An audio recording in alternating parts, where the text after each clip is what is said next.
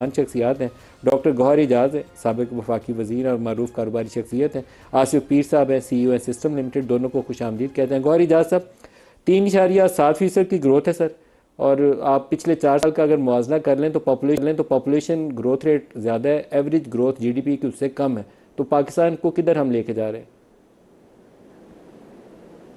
जी अस्सलाम वालेकुम जी। नदीम, ये सिचुएशन तो हम सबको पता है, और हम आपको पता है इकोनॉमिक थिंक टैंक की तरफ से हमने एक शैडो बजट, एक शैडो इकोनॉमिक जो है वो सर्वे पाकिस्तान का, और इकोनॉमिक डेवलपमेंट प्लान भी 5 साल का हमने बना के दिया।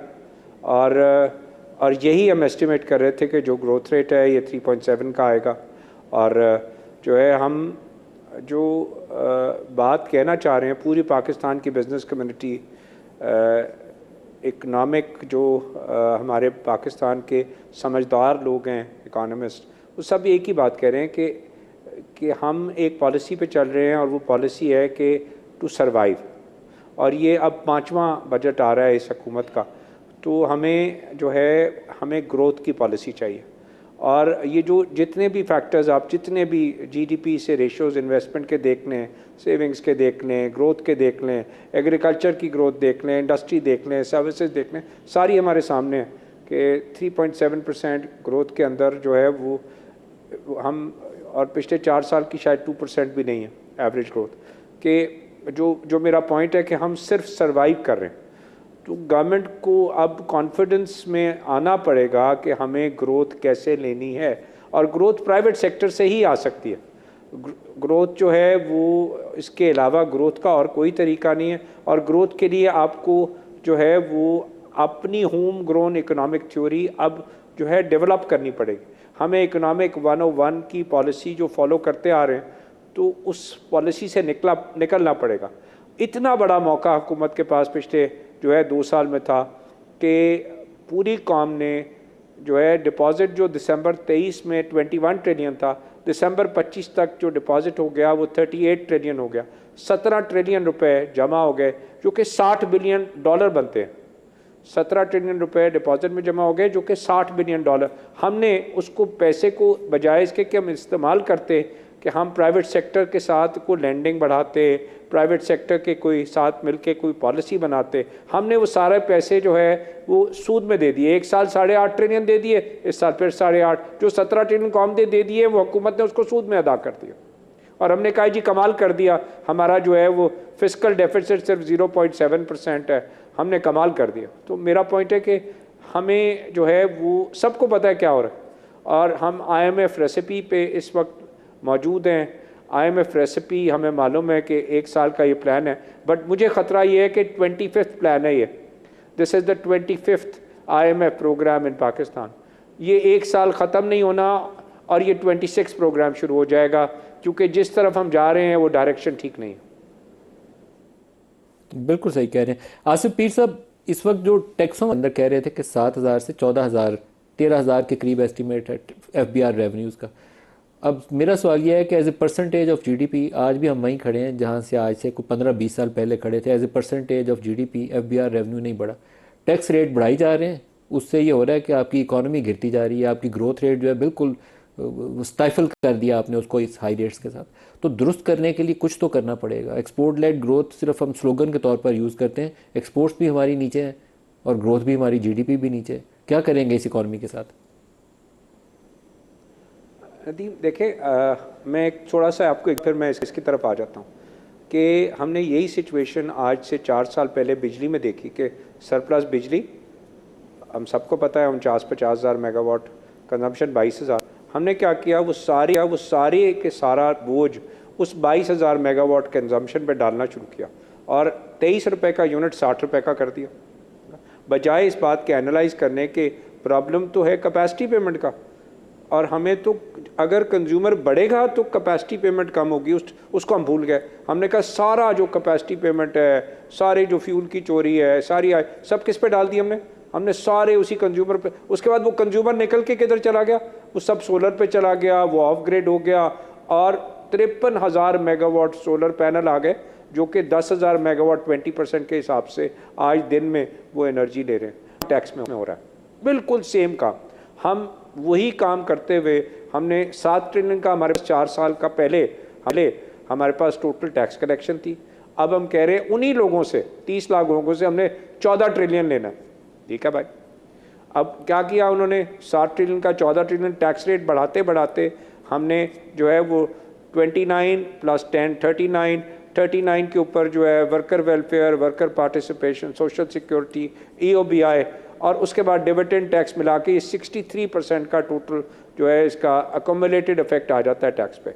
तो किसी ने भी इन्वेस्टमेंट करनी, दूर से बाहर से किसने आना था, 63%। पूरी दुनिया 9% टैक्स, अभी टर्की ने खोला है अपना पूरा इकोनॉमिक विजन, उसने कहा है 9% में टैक्स लूँगा, आओ जो मर्जी आके हमारे यहाँ कारोबार करे। उसने कहा है जनाब मैं आपको DIFC जैसे दुबई था पूरा आपको इंटरनेशनल फाइनेंस सेंटर देता हूँ, पूरी दुनिया की वेल्थ आप मेरे पास लेके आए, मैं आपसे 1% सिर्फ लूँगा, कोई सवाल नहीं पूछूंगा, रिपैट्रिएशन भी करने।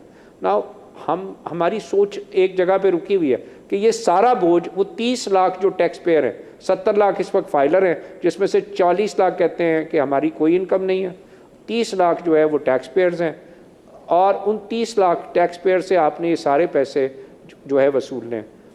फॉर्म देखें तो फॉर्म 147 पेज का फॉर्म बना के दे देते हैं कि आप साइन करें और उसको इंडेमनीफाई करें। कोई आदमी साइन करने के लिए तैयार नहीं है। मैंने IRS का फॉर्म 1040 USA में जो है राइज है, जो कि 2 पेज का फॉर्म है, दैट्स इट। ठीक है, उस पर 15 करोड़ लोग टैक्स फाइलर करते हैं, जो सबसे बड़ी दुनिया की इकॉनमी है। 15 करोड़ टैक्स पेयर, हमारे यहाँ 70 लाख लोग टैक्स फाइल करते हैं, 147 पेज का फॉर्म है। आप ये बताएं कि ये पॉलिसीज़ कब चेंज होंगी नदीम जी? बोझ 30 लाख का कम से कम 10 करोड़ पे जाए। आप 1 पेज का फॉर्म मैंने बना के दिया है, आप इंट्रोड्यूस करें ताकि फाइलर बने। आप ये टैक्स रेट जो आपने AOP का 45 किया है, आपने जो है एक सर्टन सैलरीज क्लास पे 45% का टैक्स रेट किया है, जो है ये टैक्स रेट नहीं चल सकता सिस्टम में। आपको सिस्टम में टैक्स रेट 20% करना पड़ेगा, आपको पॉजिटिव स्टेप्स लेने पड़ेंगे, उसके बाद आपकी बेस बढ़ेगी। आपको बेस बढ़ानी है, जब तक बेस नहीं बढ़ती पाकिस्तान नहीं चल सकता। आपको लोगों के जेब से पैसे खर्चवाने हैं, आप वो पैसे क्या कर रहे हैं, वो पैसे आपने लोगों की जेब से निकाल के टैक्स रेवेन्यू में दे दिए, और वो जो 14 ट्रिलियन कलेक्ट करेंगे उसमें से आपने सूबों को दे देना है 57.5%, 42% आपके पास रह जाएगा। 42.5% कितने पैसे रह जाएंगे? 6 ट्रिलियन रुपए। आपने 8 ट्रिलियन सूद देना है, वहीं के वहीं खड़े हैं आप तो बढ़ेंगे ही नहीं। ये 4 साल से कहानी हो रही है। 6 ट्रिलियन का रेवेन्यू नेट फेडरल गवर्नमेंट के पास होगा, 8 ट्रिलियन का सूद होगा, -2 ट्रिलियन से शुरू करेंगे। कि कल बजट आएगा तो बजट के अंदर हुकूमत ये चीजें जरूर शामिल कर देगी। गौहर इजाज साहब। नदीम, इससे पहले एक नंबर जो अभी आसिफ बात कर रहे थे, 1 मिनट में नंबर ले लेते हैं। $30 बिलियन की गुड्स एक्सपोर्ट, 4 साल पहले भी यही थी, इस साल भी यही क्लोज होगी। $10 बिलियन की हमारी सर्विसेज एक्सपोर्ट्स होंगी, ये 40 हो गया। 40 की हमारे यहाँ अल्हम्दुलिल्लाह हमारी रेमिटेंस, और मैं सबसे बड़ा क्रेडिट देता हूँ पाकिस्तान को की गवर्नमेंट को इसमें कि इन्होंने फ़्लाइट ऑफ कैपिटल रुकवाई है, और वो फ़्लाइट ऑफ कैपिटल रुकने की वजह से जो हम आज रेमिटेंस देख रहे हैं, रेमिटेंस इतनी थी कोई बड़ी नहीं है, ये पैसा फ़्लाइट ऑफ कैपिटल हो रहा था, एक ही मुल्क जा रहा था, हम सबको पता है। और वो जो $27 बिलियन का नंबर था, अब ये 40 रेमिटेंस हमारे पास आ गई। ये $13 बिलियन हमारे मुल्क से जा रहा था जो हमारे मुल्क में आ रहा है। This is a positive I am talking about now, कि ये वी मस्ट एक्नॉलेज इट कि गवर्नमेंट ने बड़ी सख्ती से इसको कंट्रोल किया, और जो है यहाँ से हवाले के पैसे जाने बंद हुए। अब ये $40 billion remittance, $30 billion goods export, $10 billion services, ये $80 बिलियन है। और यही $80 बिलियन इस वक्त हमारे पास इंपोर्ट्स होगी, $70 बिलियन की गुड्स और $10 बिलियन या 12 की सर्विसेज। हमारा करंट अकाउंट डेफिसिट तो हम वहीं के वहीं खड़े हैं। तो इसका मतलब है ना हम बाहर का सूद भर सकते हैं, ना हम बाहर की किस्त भर सकते हैं। तो जो आसिफ पीर कह रहे हैं कि एक्सपोर्ट लेड ग्रोथ क्यों चाहिए, इसलिए चाहिए कि ये import minus remittance minus goods export minus ये सबका रिजल्ट ज़ीरो हो रहा है। तो जब मुल्क की कैपेसिटी आपकी सूद अदा करने की बाहर की और किस्त अदा करने की जब तक नहीं बनेगी, आपकी जान कैसे छूटेगी कि आपने अपनी इकोनॉमिक पॉलिसी खुद बनानी। This is the real trouble, this is the problem. इसके लिए हम कहते हैं export led growth. Export led growth कैसे हो सकती है? हमें वायबल बनाए। ये अभी जो बात कह रहे हैं कि आज अब AI का ज़माना आ गया, AI का ज़माना है तो हमें डाटा सेंटर चाहिए, डाटा सेंटर तो हमें काम करना है, उसके लिए इन्वेस्टमेंट की ज़रूरत है। आप इन्वेस्टमेंट का ये एक जो है, हमें जब तक इको एनवायरनमेंट नहीं बनाएंगे कि हम आज इस बजट में डिक्लेयर करें कि हमारा टैक्स रेट जो 29 का 25 का, आपने सुपर टैक्स लगाया था एक स्पेसिफिक पीरियड के लिए, आप सुपर टैक्स को एबॉलिश करें ताकि कॉर्पोरेट रेट 25% हो, दुनिया के बराबर हो। उसके बाद आप कहते हैं डिविडेंड पे फिर टैक्स देना। क्यों देना है भाई डिविडेंड पे टैक्स? उसके बाद आपने ले लिया 25% कॉर्पोरेट से टैक्स, आप यही सैलरीड क्लास का टैक्स जो आपने 40-45 उनको 20% पे लाए ताकि वो पैसा जो है वो इकोनॉमी में घूमे। वो इकोनॉमी में घूमेगा, उनको दोबारा से पैसे 18% सेल्स टैक्स, और ये सारी की सारी जो मैन्युफैक्चरिंग है, आपकी एनर्जी की कैपेसिटी पेमेंट भी कम होंगी, आपका पहिया घूमेगा, आपकी एम्प्लॉयमेंट क्रिएट होगी। ये लोग खर्चेंगे तो होगा ना। ये लोग पैसे जमा करा दे जो है किस जगह पे? टैक्स में। टैक्स वाले पैसे जमा करा दे बैंक के सूद में, और बैंक के सूद के बाद ये सारा कुछ खत्म हो जाए। इकोनॉमी नहीं चल रही, मैं कह रहा हूँ हमारी इकोनॉमी सूद दर सूद के निज़ाम पे चली गई। इकोनॉमी को जो है वो साइकिल चलाना है, मैन्युफैक्चरिंग, एक्सपोर्ट्स, एम्प्लॉयमेंट, और लोगों में खुशी आए ग्रोथ की। This is the way this economy has to run. हम स्टेगनेंसी और जो है जिस जगह खड़े हैं उससे हमें निकलना होगा। मैंने कंस्ट्रक्शन इंडस्ट्री का एग्जांपल दिया, 50% पे सारा का सारा 72 इंडस्ट्रीज चलती हैं, 20 सर्विस सेक्टर इंडस्ट्री चलती हैं, सब 50% पे चल रहे हैं। क्यों? कि हमने नहीं जी कंस्ट्रक्शन नहीं होने देनी। क्यों नहीं होने देनी कंस्ट्रक्शन? पता नहीं क्यों नहीं होने देनी।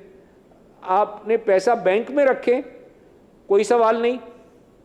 आप पैसा, वही पैसा फाइलर नहीं है, कोई सवाल नहीं। वही पैसा आपने कंस्ट्रक्शन में घर बनाना है तो आप जो है वो नहीं बना सकते।